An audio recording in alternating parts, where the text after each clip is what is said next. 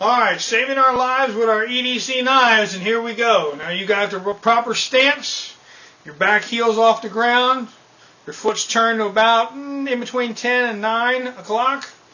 You are face forward toward your enemy, your right foot is forward toward them, and you are got your hand back, you got the proper hold on your knife that we discussed, and you're ready to go, right? Alright, now we're going to talk about the actual cutting and stabbing part. First off, rule number 1, there is no turning cuts.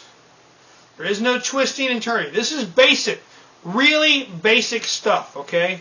This is not kung fu, anything else. This is basic, down and dirty knife fighting. I want you to understand this. There are no turning, twisting, cuts. Why? 1, you're not skilled enough yet. 2, if you turn and cut something, take an old towel, wrap up a piece of meat or whatever, and put it out there in a tree and go outside and practice with it. Take an old pair of blue jeans and stuff them full of pillow stuff or other cloth and practice cutting it. Do whatever you're going to do, okay? What you'll find out is, if you cut straight, whether it be sideways or angled or whatever, a straight cut will go through. If you start trying to cut at an angle like this, what's going to happen is your knife's going to get caught up in the material. Material bends and twists around blades. Okay? Your skin, well, all the ligaments and everything else in there will bend and twist with the blade also.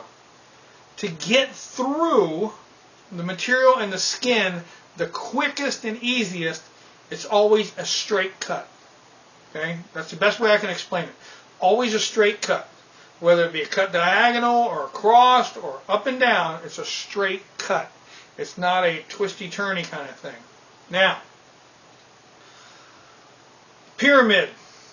Alright, here we go with the pyramid. These are your basic down and dirty knife fighting cuts. Every line of the pyramid is what you're going to cut plus 1. Okay? So you've got 3 lines of the pyramid.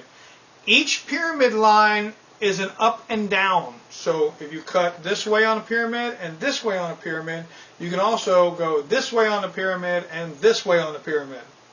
Across the bottom, either direction. I said plus 1, which is actually, well, really plus 2, is a down the center and back up the center. Not really a good move up the center.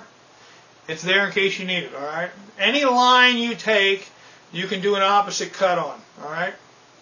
So it's down and then back up. That's 2 cuts. You don't go cut down, swirl, and twist and go back up, because what happens is you get caught up in the swirl down here in the material. You're stuck and he's stabbing you with that bottle. Not a good deal. Now, other thing with cutting with a knife. I know it's a lot of people get scared and they're like, okay, great big giant cuts. Here's the problem. Your knife's up here, it's not doing you any good. Your knife's down here, it's not doing you any good. You want to keep this small. So targets are what you're looking for. About the size of your hand. He's got another hand he's sticking out there. That's a target. Right in on a target. Whack. That's a target. Okay, I'm going to cut him this way. That's a target. He's got a leg sticking out. Okay, I can target down at that leg. Without breaking contact with him, I see his leg sticking out in my peripheral vision. I can go, boom, and hit that knee. Okay, I can reach down there and whack it. Just choom, whack. That's all you're doing. You're making short cuts. Any direction. Okay, short cuts. You don't want big slicing motions. This is a small hand knife. This is not a sword. Your idea is to make him quit. So if you hack him and he only gets a cut that big, it burns and hurts. You've cut yourself. I know you have. You know what it's like. He's like, did I really do that? Yeah, I did that. Oh, crud. Okay, well, you're hyped up. He's coming in. Bam. Okay. And now, so you've got the pyramid of cuts. Those are the moves I want you to remember. Those are the moves you practice, all right? Plus the one down the center and back up the center. Don't have to be giant cuts. I don't want them to be giant cuts. I want small. Delicate operation. You're a doctor. You're going to take him apart. You're a doctor. I'm going to perform surgery on you. Okay? Now, the stabs. Well, you're watching me on this player. Let's think about this. You've got 1 corner, 2 corners, 3 corners, 4 corners. All right. So the cool part is you can do a pyramid. Okay. You can cut down here, and as you're cut, and stab. All right. Stab, cut. Stab, cut, stab. All right. So you're looking at 4 corners of cutting and stabbing. All right. So you know, there's your pyramid, right? You made your X-like pyramid. Go across the bottom. You can stab at any of those corners. You can stab. You got 4 corners to stab at. Well, let's do that again. Let's divide those 4 corners. So you've got the corners up here, then you've got the middle pieces, and then you've got the corners down here. And you've also got these 2 spots here in the center. So you've got corner, center, corner, center, corner, center, corner, center.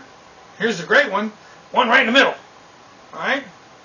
These are the ones we're talking about for an actual knife fight. If you can remember that, always cut, okay? Always cut on an angle that way. Keep your thumb down, keep your hand with the knife blade this way.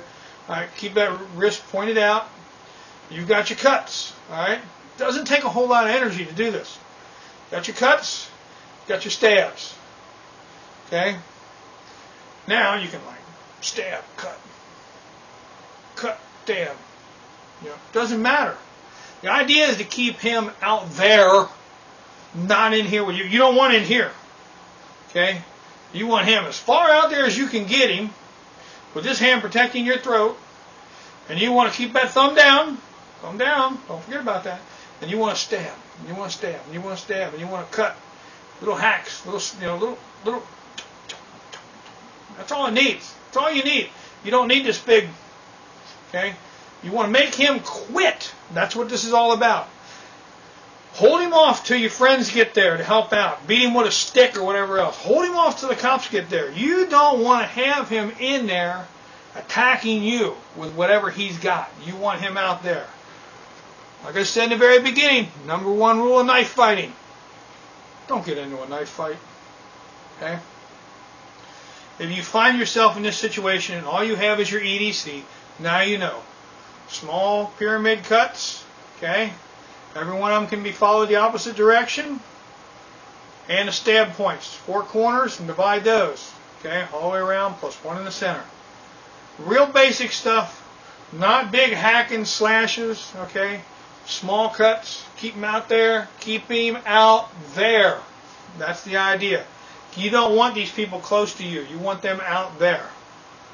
I hope and pray that you never have to use these techniques, but it's something to keep in your back of your mind if you're going to go through. All right? I know we train for all different kinds of things. I hope this helps you out in some small way. Remember, I'm not an expert, don't claim to be one. This is down and dirty, basic, very basic.